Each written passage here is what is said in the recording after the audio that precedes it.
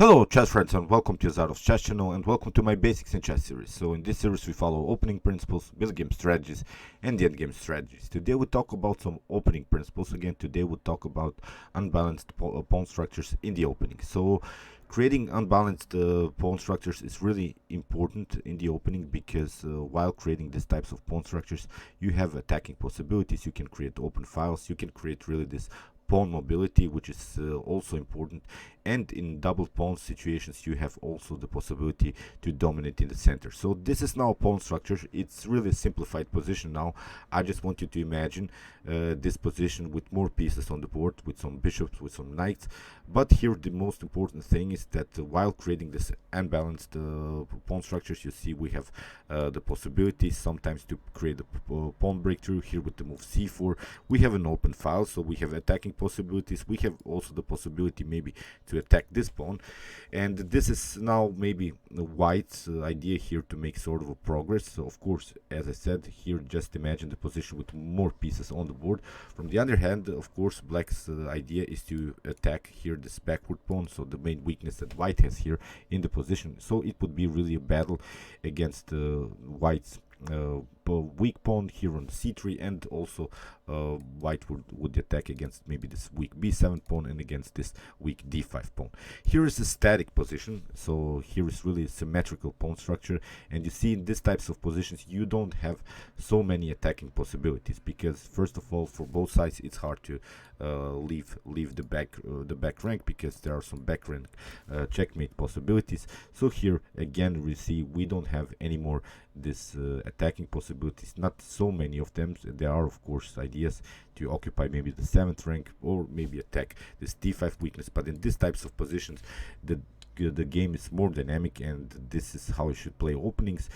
Even if the position goes into double pawn situations, sometimes it's also good to create dynamic dynamic and double pawn structures, because then you can reload a little bit in the center. You have a good and firm pawn structure in the center, and you can grab some space in the most important area of the board, and of course it's the center. So let's memorize these very important things. As I said, this is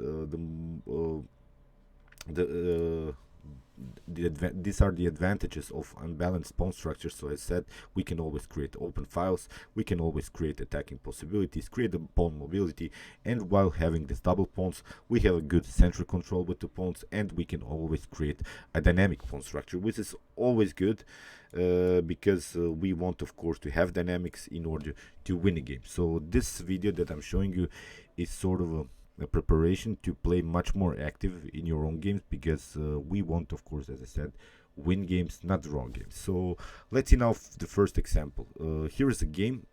I'm gonna send you all of these PGNs in the description below, so you can analyze these three games, these three examples that I wanted to show you today, and I'm going to show you this proper way how to play this opening. So here, let's see this opening. Knight on f3, we have f5, the Dutch defense sort of. Here after c4 we have knight on f6, and here g3, d6, now d4. I'm going to just move a little bit faster, but then I'm going to point you out this very important moment of the opening. So here e6 was played, bishop on g2, we have bishop on e7, and now knight on c3.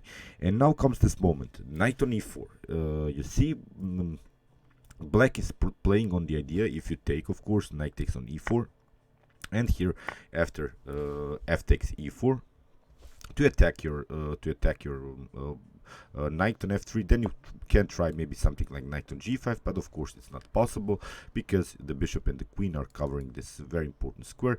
If you go back, you see then black will continue with d5 and will fix the center here with the move d5, and will have a very nice advanced pawn on e4. So here again I'm pointing you out how you see how black created this imbalanced pawn structure in the center by having double pawns, but with the main strategical advantage here with the pawn on e4. And now this space advantage is really something that white has to bother here.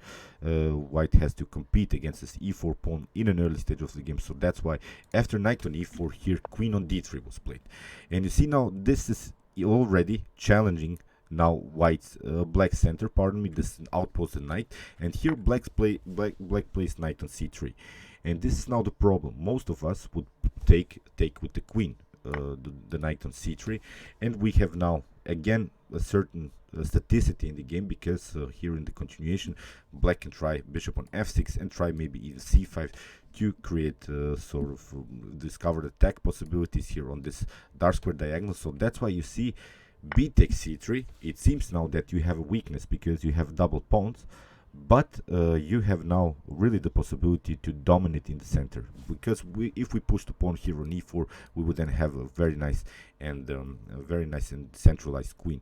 We have the possibilities now after b takes c3 to attack here this weak b7 pawn, because then black's bishop is a little bit stuck to the defense of this b7 pawn, and you see how with this simple idea to trade off with the pawn and creating double pawns, which are of course always a little bit of weakness in your position, but with this b takes c3 move you have created an unbalanced pawn structure, and now you have really attacking possibilities. You have now many attacking possibilities, and you see now this important moment here after the knight takes on c3. It also meets with the idea, because we have already played with our queen once in the opening, and if you have followed my basics in chess series more, then you're familiar with the idea that you should avoid to play with the same piece twice while playing an opening. So here again you see it meets with another principle in chess, which says that you shouldn't play with the same piece twice. And now of course b takes c3, not queen on c3, because we're losing sort of a tempo with our queen. The queen is perfectly fine and centralized here on the d3 square. In the continuation castling was played knight on c6, and now c4, because we have this nice central control with the pawns. Pawn central control is very important, because then you can play much more freely with your own minor pieces. And here after e4 we have e5. You see black is trying to open the position and maybe try here to simplify after potential trades of pawns, and then black is hoping that white is going to continue with this weak pawn on c3 and c4.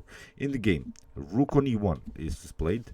I've explained this types of position in my video how to play dynamic chess games, so you can also check it out in my basics in chess videos. Now we have dynamics, and when we have dynamics in the opening you should place your pieces towards the center, so it means with the idea the rook is now, of course, if the position allows it, then we would occupy maybe an open file or a semi-open file, and that's very important. Again, I'm pointing you out, it meets with the idea to play with the same piece once in the opening, not twice. You see with this move rook on e1, now we have developed another piece because we have castled, and now the rook belongs of course in an open file. f4 was played. You see trying to fix here the position, creating sort of a King's Indian system in which black will try to here potential g5, h5 and similar ideas.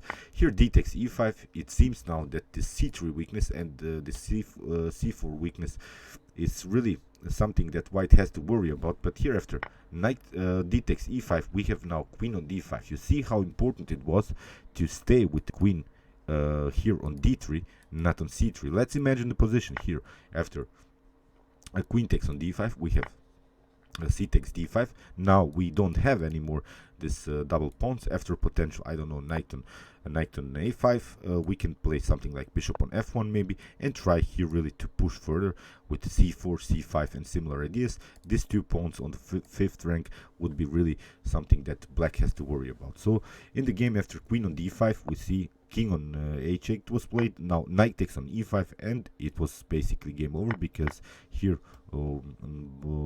white is simply a pawn up. But there were so many tactical possibilities. Here f3 was played, of course bishop on f1, and I'm not going to show you the whole game. I just wanted to point you out that by creating this imbalanced pawn structures in the opening, white had decisive activity. Now you see we have also a very good diagonal for the bishop. Still we have worries of course of after bishop on f6, but white won the game very easily, although there was really a tactical battle. But I didn't want to show you this game from a middle game point of view.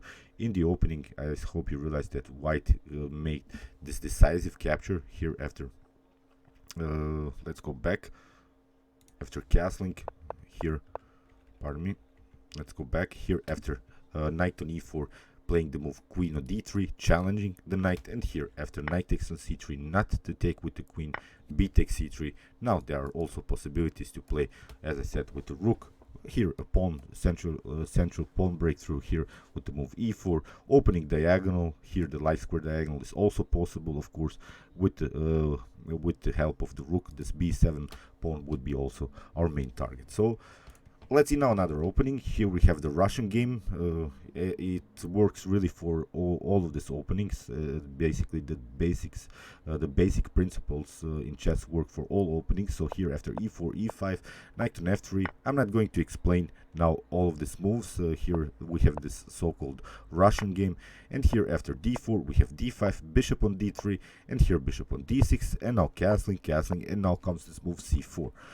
Here after c6, you see again we are challenging, of course, with knight on c3, this white's center, pardon me, black's center, this outposted knight on e4, and we are risking, because we are risking again double pawns. But here after knight takes on c3 and b takes on c3, we have now the opportunity to play, I don't know, after maybe something like knight from b to d7, we can always play something like c4 and really create dynamics here in the game. And we would then have a very nice activity with this light square bishop. Knight on g5 is also a possibility, rook on e1, and you see we would have a perfect coordination with our pieces. Bishop on b2, you see this would be, I think, a good opening line for white. After b takes c3, we have bishop on g4 was played by black, and it seems now that the spinning idea of blacks is very dangerous. But now white finds a very nice opening maneuver here, h3. Bishop on h5, you see c takes d4, d5, after c takes d5, rook on b1. You see how important it was to recapture here with the pawn, although this weakness is of course present. This backward pawn is on c3, and white has to battle here to keep this pawn on the board. Here in the game, knight from b to d7 was played, and now rook on b5. You see how important it was to open the b file. We could have even captured this pawn, but then knight on b6 is very dangerous, because we are risking the position in which maybe black can lock your rook here on b7. So that's why here after rook on b5 was played, knight on b6, and you see now, because we have this dynamics, we have created here this imbalanced pawn structure. Here with the move c4, you see we have now a discovered attack here by the rook on the bishop on h5.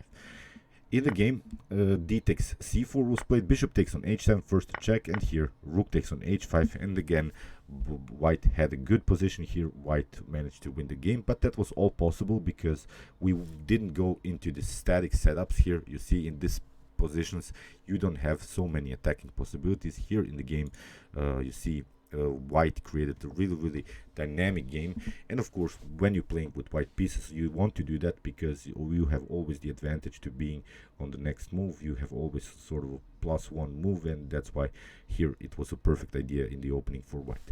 So let's see again this imbalanced pawn structures here. I'm not going to explain you again all of these moves in the opening. Here we have the bishop on b4, the so-called Nimzo Indian, and there is this line that I really don't like as white. If you play the move a3, then bishop takes on c3, and after b takes on c3, we have again an imbalanced pawn structure. But with this a3 move, you have blocked out your bishop, your dark square bishop, even further. So that's why here knight on f3 can be a perfect line, and after bishop takes on c3, b takes c3, you see at least we haven't lost some tempos. We have at least now developed our knight, and now we have of course this very nice pawn structure in the center. We are controlling the center with our pawns. In the game, d6 was played, and now g4. You see it leaves you immediately the opportunity to play really aggressive when you have this firm pawn structure in the center, because when you have this bishops of course on the board, then one of the ideas of blacks is to create static positions. Black is trying to desperately here to close the position, because if the position opens against of course white has a good game then with the bishop pair, with open diagonals, with open files. It will be, I think, a disaster for black. So that's why here the g4 move, it meets with the idea. If you take of course knight takes on g4, then rook on the g1, you have to retreat, and then rook on g7, and again the idea bishop on g5 would be very annoying. e3, bishop on d3, attacking this h7 weakness, and similar ideas. So these are again good attacking possibilities with this. Although, as I said, again we are having here this double pawns, which can be sometimes a weakness, especially the c4 pawn, because it can be attacked with the slice for bishop and with the knight. But here in the game, white played very aggressive with the move g4. Here castling was played, and here g5, already deflecting the knight from the defense of this h7. Here knight on d7, and now h4, simply pushing forward. You see knight on c6 was played, again bishop on g2, and now h5, simply pushing forward. e5, you see how good and dynamic this position is now for white, because we have really this this dynamic pawn structure in the center. And you see black's problem is that if black takes here the pawn on d4, then we can now again, you see, reloading a little bit on the square d4, and we can create now a very nice central control again with our pawns. We have undoubled our pawns. We can play something like bishop on b2 and then something like d5, opening the position for the dark square bishop. So you see how desperately black is trying to close the position with the move e5, and it's not trying to recapture here. So that's why first h6 was played, and now knight on h4. We have knight on e7, now c5. We have d takes c5, but now rook on g1. Very important move.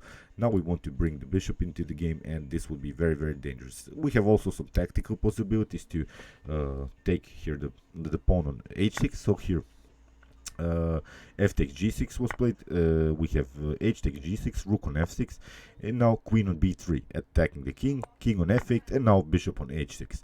Very tricky. And I see again white had decisive attacking possibilities. You see how asymmetrical this position is. The position is really played on both sides, and that's why white won the game very easily. It was a game played by Arkady Naidic against Georg Meyer. It was played in 2014, so this game will also be shown here in this description below, so you can analyze again it for yourself. But I hope you realize that by creating this imbalanced positions, this really asymmetrical pawn structures, you have really more attacking possibilities, and I think a very nice and pleasant game. Okay, I hope you realize these ideas, and I hope that you enjoyed this video. Meanwhile, you can watch my other basics in chess videos with some more opening principles, mid-game strategies, and the endgame strategies. You can also watch my chess tactics and chess puzzles videos, in which I show you all of the possible tactical motifs that can happen in a chess game. And you can also subscribe to my channel if you like this content. Thanks you for watching, guys, and chess is the best, of course.